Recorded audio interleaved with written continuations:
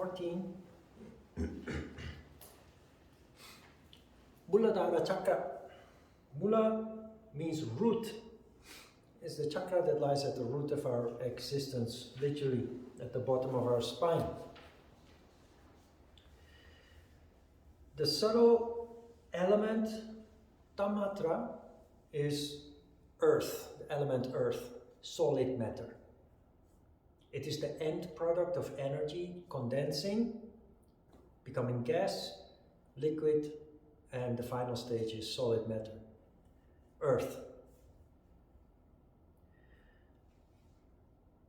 The subtle vehicle of action of this chakra is called karmandriya, where you see the stem word kr back, action. The subtle vehicle of action is excretion. Excretion in all its forms. That means excretion when you go to the toilet to relieve yourself, but also excretion in the form of sweating, excretion in the form of giving birth to a baby, excretion in the form of all the glands that you have in your body, organs that produce certain substances, either liquids, acids, or hormones. That also means that if there is disharmony in the chakra, it can lead to stagnation in the production or the excretion process, or it can lead to overactivity. We will come back to that in detail a little bit further on.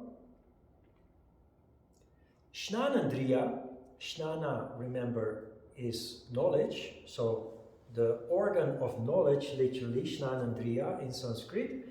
The subtle organ of perception related to this chakra is the smell function. The subtle energy, the energy that is at work in this chakra is called apana prana.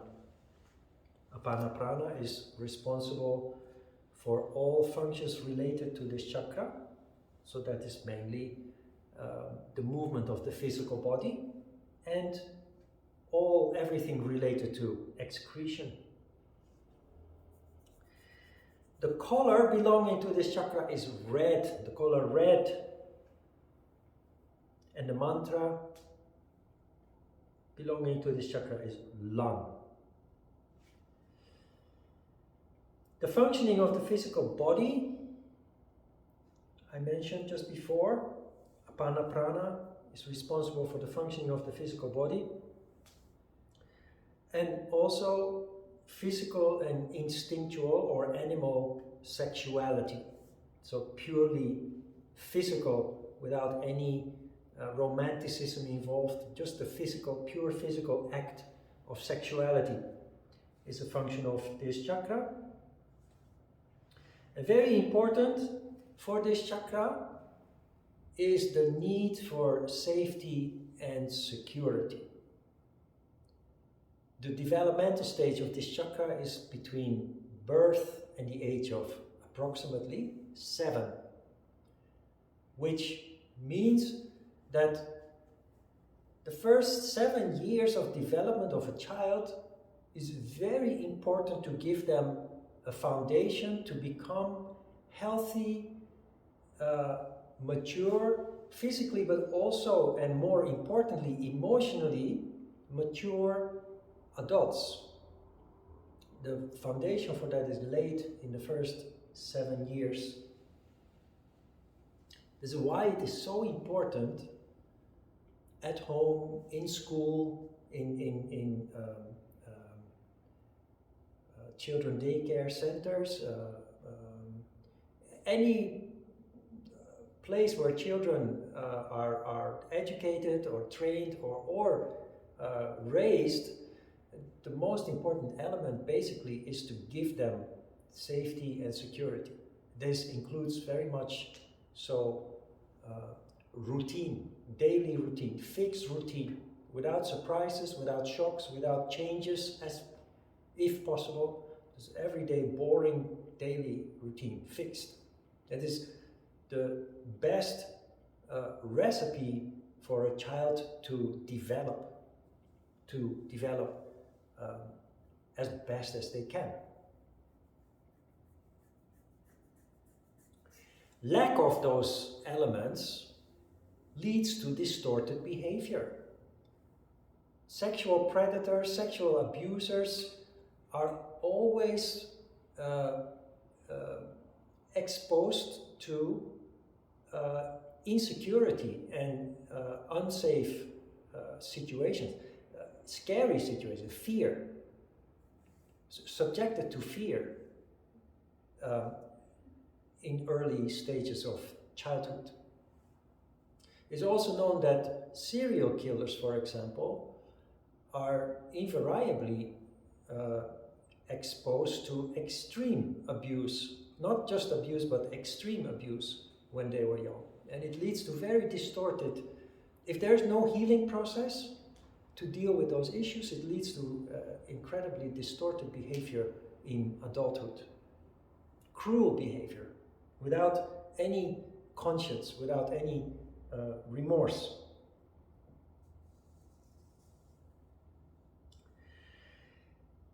Smell is the Shnanandriya of this chakra. There are many smell issues related to the condition of this chakra.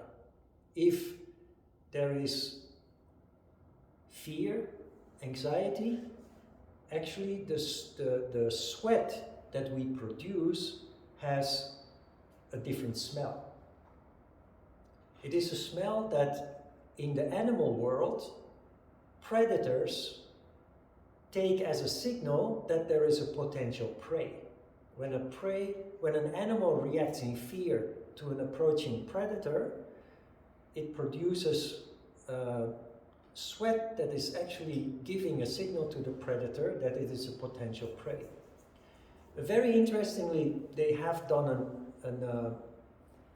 a research project in downtown Amsterdam, where there's the red light district. The red light district is the oldest part of the city, and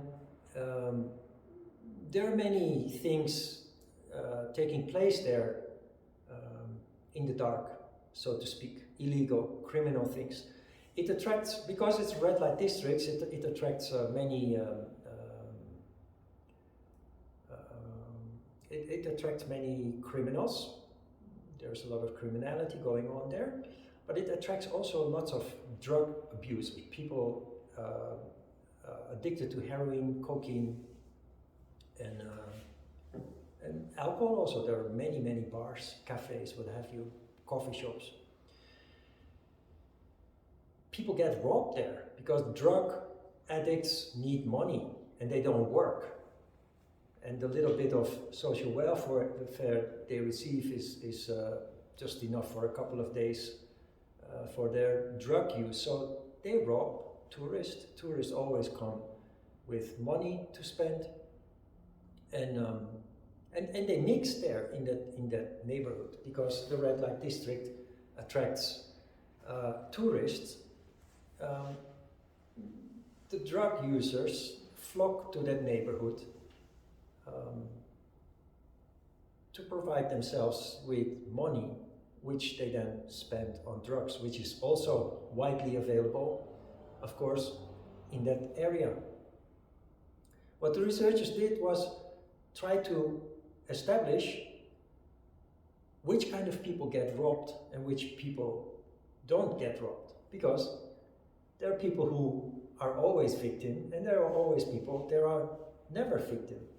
And they wanted to know why, find indications why.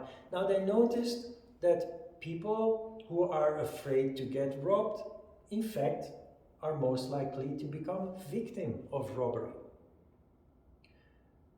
They radiate that energy, and the criminals, not consciously, but functioning like predators, like animals, they just instinctively feel the fear in those people and mark them as a potential victim of their robbery.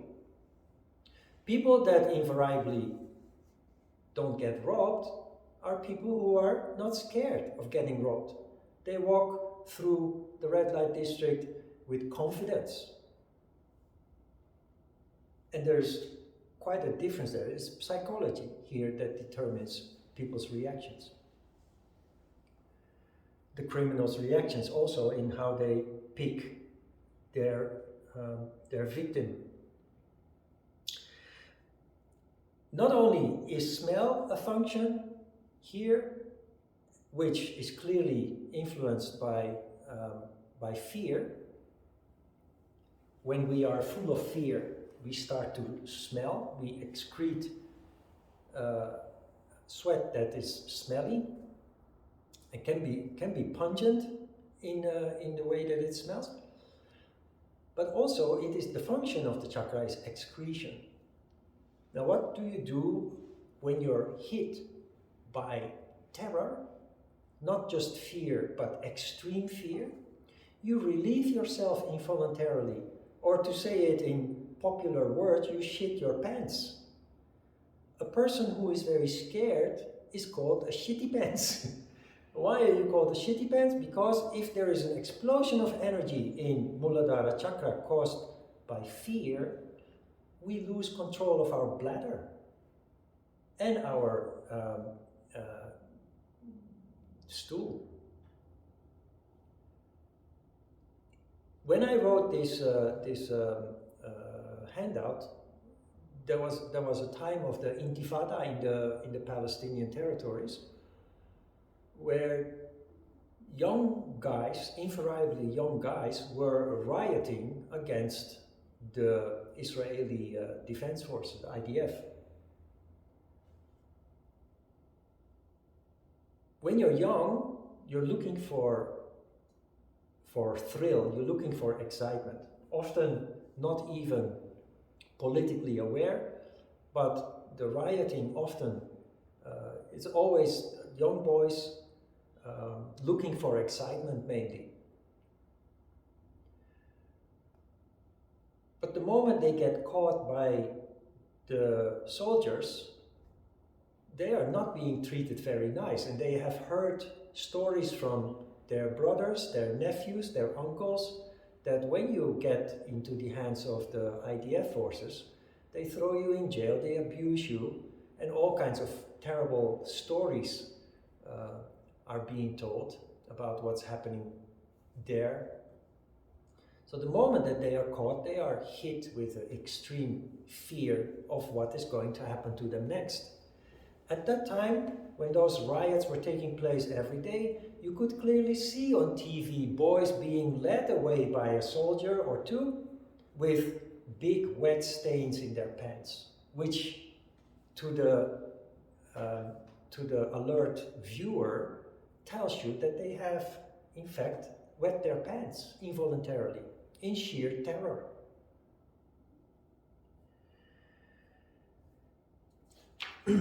When there is a lack of energy, when there is a lack of apana prana, which is the energy responsible for the functioning of this chakra, it leads to indigestion, difficulty to go to the toilet. It also leads to an inability to push the baby out when it's time for the baby to be born. Your biological clock will put into action a mechanism that squeezes the muscles that make the baby normally come out to be born. But when there is a lack of apana prana, that process is disturbed and medical interference is required in the form of a cesarean operation. When there is too much energy, we already saw, then there is lack of control of the bladder. Energy, sweat becomes smelly, literally having the smell of fear, but the opposite can also happen, lack of energy leading to trouble with all the functions of excretion. And this also applies to the excretion of hormones, which then have consequences for our overall health and functioning of other parts of our body.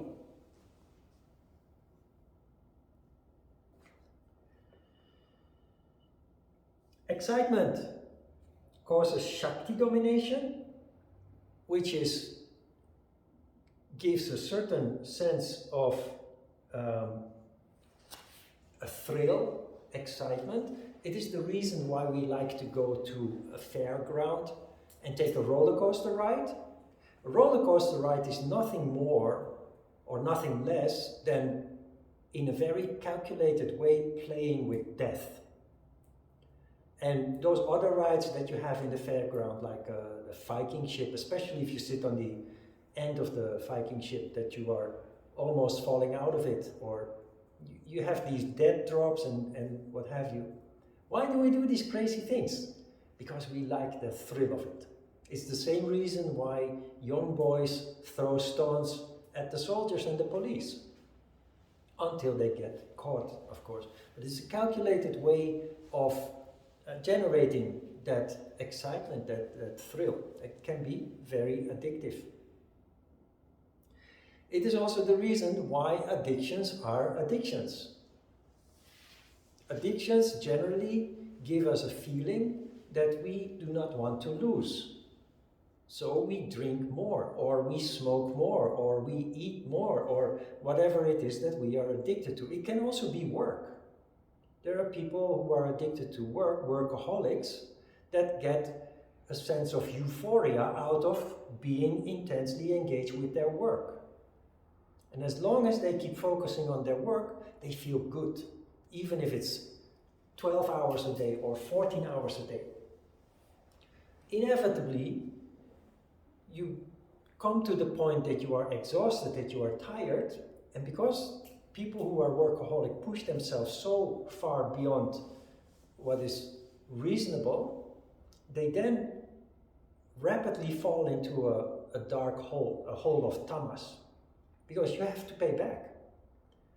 You recover from a rajas condition, from a constant engagement, by going into tamas to rest and to recover. And a workaholic doesn't like that, because they like the feeling of euphoria when they're engaged. They overdo it. The gap or the drop down to the dark hole is quite extreme, which leads to negative thought, leads to depression. And these are the symptoms that most people who are addicted to something experience when they cannot consume their object or their substance of their addiction. If you have ever smoked, or if you have ever liked drinking or any kind of drugs, you know how difficult it is to actually stop doing that, even though you know that it is not good for you, even though you know that it is not healthy for you. And this explains why. The color red also is very interesting in this respect, because the marketing industry uses this knowledge to make billions and billions of dollars out of consumers. To understand, first of all, why do we have red light districts?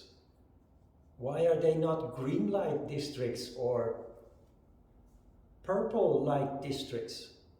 They are red for a reason. Red light districts are red because it appeals to the lowest instinct of mankind, mostly men, to sexuality, raw sexuality.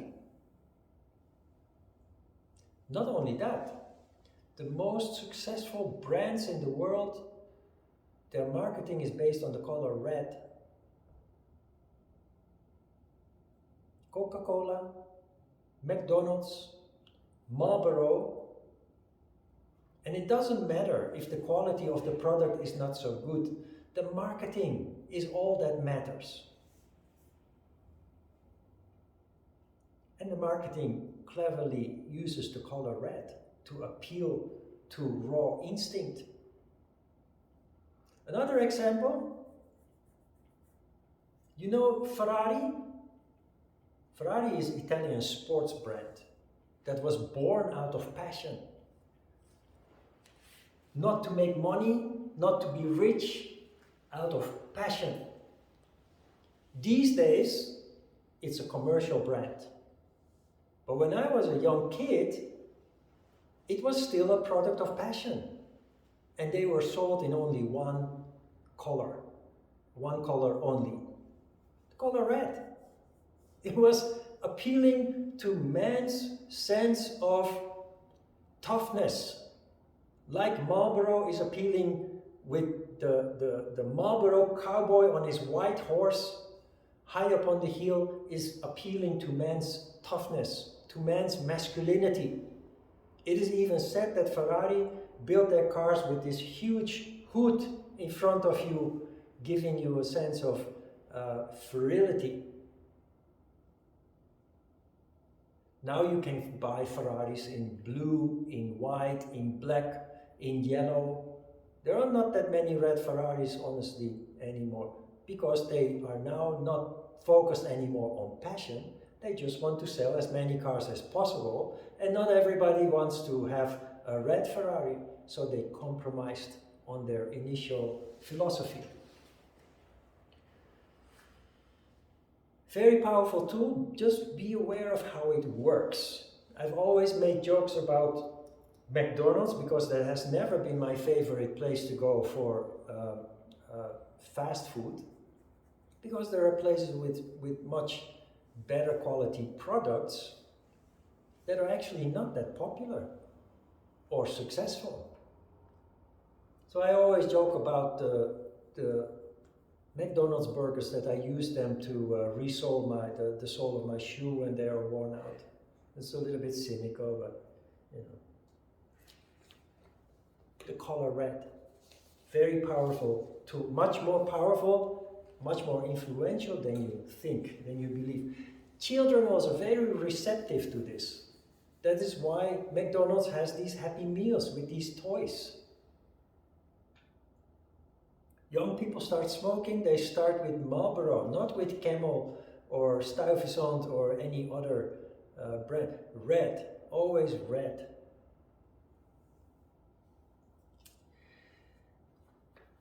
In the chakras, you find several symbols. I told you before about the heart chakra, that there is a Star of David that indicates the down and the upflow of Shiva and Shakti energy. I also mentioned the deer in the heart chakra. We will come back to that next week or the week after. Here you have, there is a square that indicates solidity, the stability that is required for this chakra to develop well, to thrive. There is also an elephant. Not all chakra illustrations have all the elements, all the symbols there, but many of the symbols of Svadhisthana chakra have an elephant.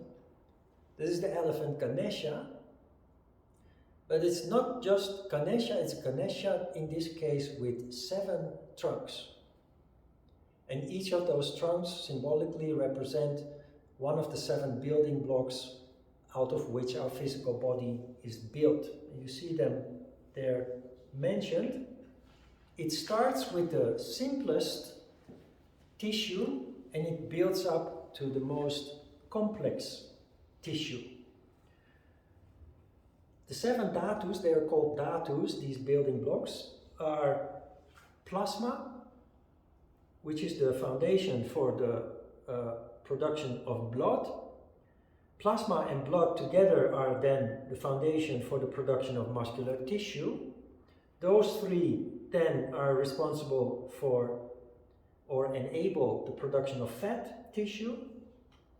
Those four together then enable the production of bone tissue, followed by brain, marrow, and nerve tissue. And the most complex and most nutrient absorbing production process is that of the production of egg tissue, which women produce, and sperm cell tissue that men produce.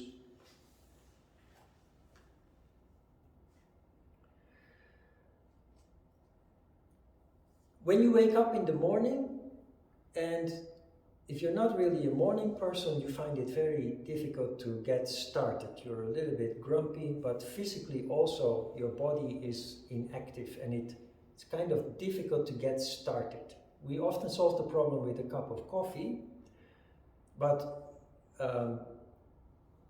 if you understand how Muladhara Chakra works, it is a matter of apana prana. You are lacking apana prana in the morning when you have just come out of your slumber of sleep.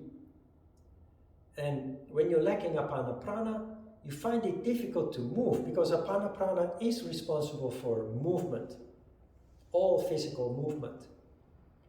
And I don't know if you have experienced practicing yoga in the morning, but the body is much stiffer in the morning than it is later in the day.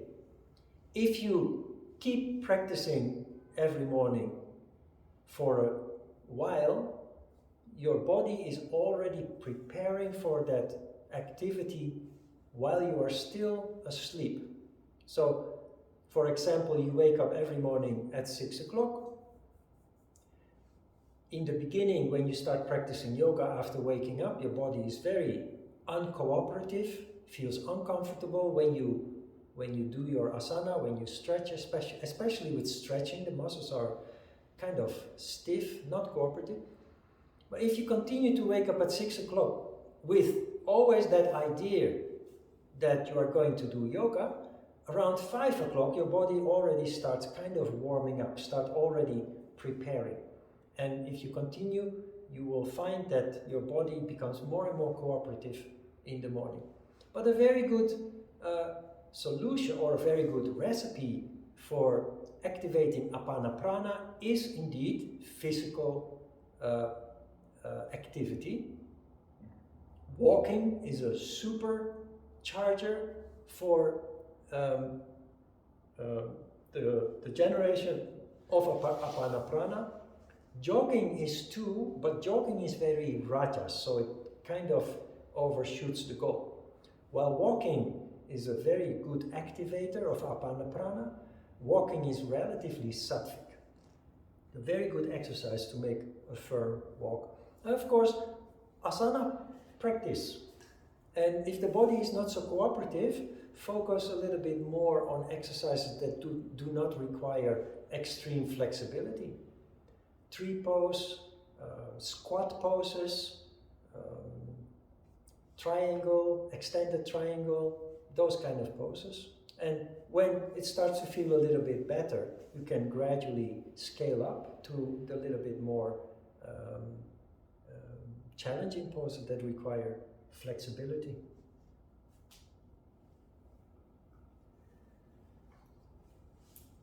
Good. Questions?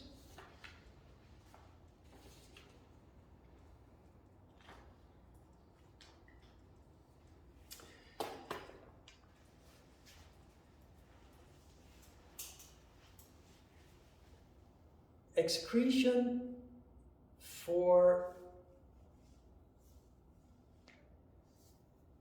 modern doctors function a little bit different these days, but when I was a child, we had a doctor from the countryside. It was our general physician.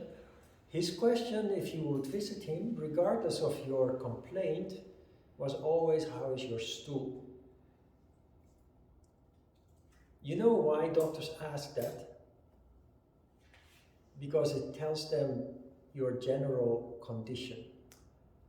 If you suffer from obstipation, you are lacking energy, vital energy. If you suffer diarrhea, there is something wrong with your digestive system. As yogis also, you will see when we read chapter 1 of the Hatha Yoga Pradipika that digestive fire and digestion are mentioned many, many times, because the condition of your digestion tells you everything about your overall condition. If your overall condition is good, if apana prana is there in sufficient amounts, your stool is generally very regular. You go to the toilet every day at around the same time, and you pass stool at least once, sometimes 2 or 3 times a day. There are people who do not have sufficient apana prana who pass stool only once every 3 or 4 days for an extended period of time, and believe that that is how it is supposed to be, that is normal.